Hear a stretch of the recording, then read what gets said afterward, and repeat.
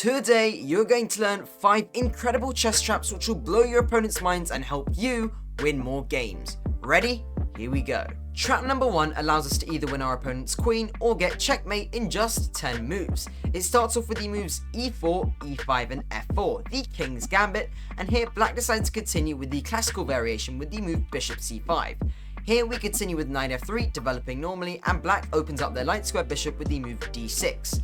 Now we decide to play the move c3 to support d4 in the future, and black activates their queen with the move queen e7. Here we decide to carry out our plan with d4, and black's best move is to capture on d4 with their pawn just like this, and now we decide to capture back just like so.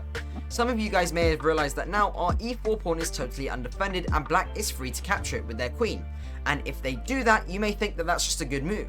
Well, it turns out that that is actually a losing blunder, and whatever black does here, they are totally losing.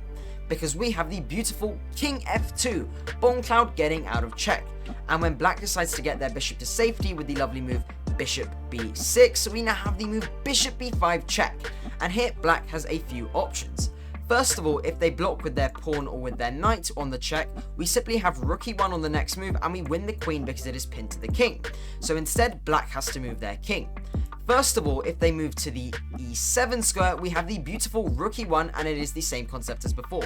We simply win the queen because it is pinned to the king. Now, you may be thinking, well, what happens if they don't move to e7? Turns out, if they move to d8, we are still totally winning, because now we can still play the move rook e1, because if black obviously doesn't move their queen, we will simply capture on the next move, but if black does move their queen, for example to f5, we simply have mate in 1 on the next move, supported by our bishop, a lovely checkmate. And finally, if they move to the f8 square, just like so, we still have the beautiful rook e1 because of the same thing as before. If they don't move their queen, we will simply capture it, but if they do move their queen, it is mate in 1, just like so.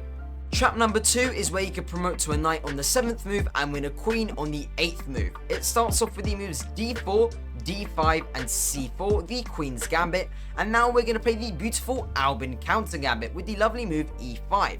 Now, by far the most common move in this position for white is to capture back on the e5 square. It has been played over 5 million times, and this lets us push our pawn forward to the d4 square. Now, white might want to get rid of this pawn and so might play the move e3, trying to trade it off by any chance.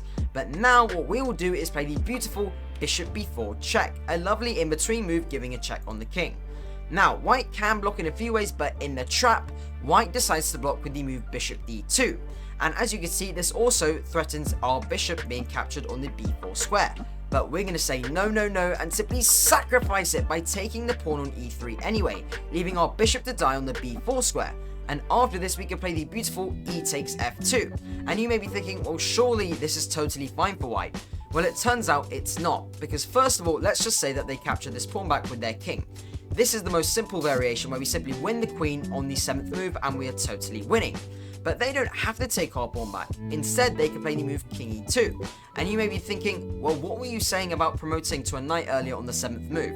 Well, this is precisely what I meant, because now we can play the move pawn takes g1 and promotes to a knight, giving a check on the king. And white's best move is to capture back the knight on g1, and this clears the path for the beautiful bishop g4, check on the king, and wherever the king moves on the next move, we simply capture the queen and we're totally winning. Trap number 3 is one of my favorites, and it is a king and queen fork in just 9 moves. It starts off with the Danish Gambit with the moves e4, e5 and d4, and here black decides to capture our pawn on the d4 square. Now, we offer them another pawn with the beautiful move c3, and when they capture, we're going to activate our bishop with the move bishop c4, eyeing the f7 square, which, as you guys are going to see, is going to become very important later on. Now, black decides to get greedy and keeps on capturing on the b2 square, and this is when we can bring our other bishop into play by capturing on the b2 square. As you guys can see here, we have 2 extremely active bishops, and this is the whole idea of the Danish Gambit. Now, black decides to try and attack our g2 pawn with the move queen g5, but we're simply going to develop normally with the beautiful move knight f3, and black is going to get even more greedy than they did before, and they are going to actually capture on the g2 square just like so. And to save our rook, we're going to play the move rook g1 and kick the queen out to the h3 square. Remember what I said earlier about the bishop attacking the f7 square?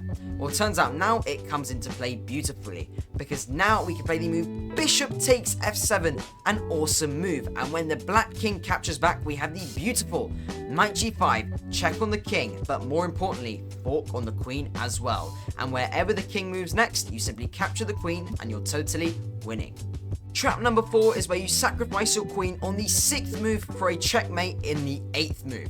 It starts off with the moves e4, e5, knight f3, knight c6, the most common position in chess after 2 moves, and we play the Italian game with the lovely move bishop c4. Black now decides to play the move d6, opening up their light square bishop and solidifying their central structure, and now we play the beautiful move knight c3, developing our other knight. Now here, black decides to play a very normal looking move bishop g4, pinning our knight to our queen, and now we decide to play the move h3, trying to kick this bishop out.